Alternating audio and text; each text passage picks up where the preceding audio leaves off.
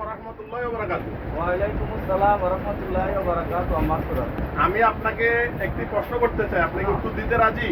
রাজি।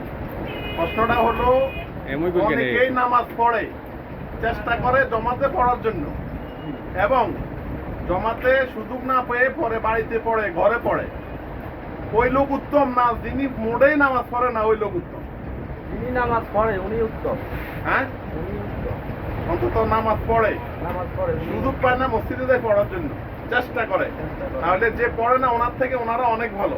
অনেক ভালো। আল্লাহ মাফ করুক এবং আল্লাহ কবুল করুক। আমিন। যারা পড়ে না তাদের উদ্দেশ্যে এক লাইন বলেন। যারা পড়ে না তাদেরকে পাঁচ ওয়াক্ত নামাজ পড়া, এটা তো তাদের উপর ফরজ, তারা পড়তেই হবে।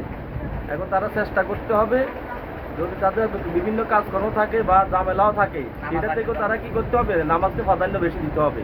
এবং তাদেরকে আল্লাহর হুকুম, আল্লাহর বান্দা এবং রসুল উম্মত হিসেবে পাঁচ ওয়াক্ত নামাজ পড়া তাদের উপর ফরজ, তারা এটা আদায় করতে হবে। আমরা তাদের হেদায়েতের জন্য দোয়া করি। আমিন। আমিন, আমিন, আমিন।